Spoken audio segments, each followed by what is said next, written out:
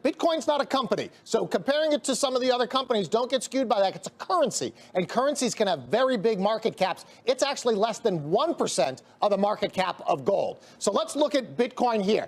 No matter what asset class it is, BK always gets concerned when you start to see a parabolic move. So let's kind of put this recent move in perspective. This goes back to July. This is Bitcoin.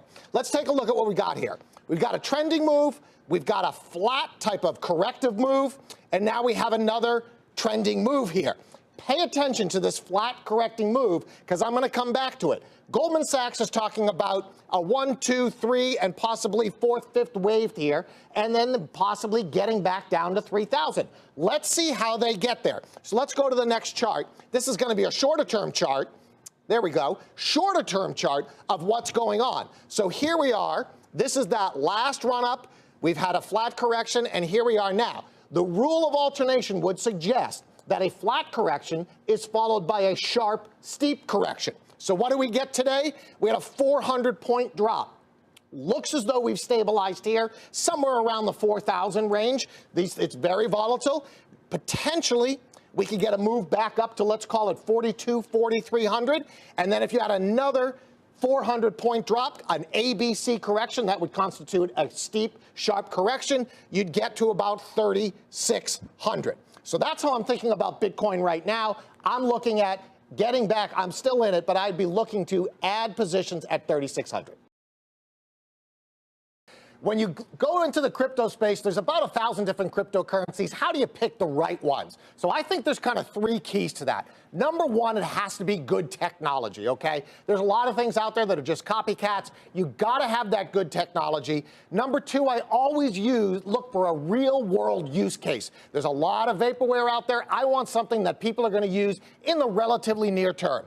And then finally, cryptocurrency is all about community. You have to have a strong community, a strong user base, a bunch of people that are really trying to support it. So let's look at what a crypto portfolio should look like. We'll go to the next one. Okay, so this is kind of a general breakdown of what I like to see. Bitcoin, I'd put at about 30%. That's still the big dog out there. Most of the market still is driven off of that. It has a real use case. People are using it for transactions. Then I'd go to Ethereum and Ethereum Classic. The bet I'm making there is that smart contracts are something's going to be built on them that are much bigger than these two. A value should accrue to Ethereum. I also like the privacy coins, Zcash and Monero. You might want to use those if you're Goldman Sachs trading with JP Morgan and you don't want to show everybody what you're doing. You use Zcash and Monero. I love Ripple. I'd put about 10% there. You got about 70 banks in Japan starting to use that. They're going after SWIFT. And then I want to have my speculative ones, okay? So I have 2 here. IOTA, IOTA. It's kind of a new take, possibly something that could disrupt blockchain. And Metal. This has a real-world use case. They've got 140 cannabis industry people ready to use their app. So that's my speculative play, and that's how I would do it. Then if we look quickly at what the charts look like, here's why I want to have that diversity. You see that there are some times they're very correlated, but there's other times that there's quite a bit of dispersion. So over the year, I want to see these things. When one isn't working, the other is working. And that, to me, is how you form a diversified crypto portfolio. BK, quickly, maybe a dumb question. Ethereum and Ethereum Classic, what's the difference?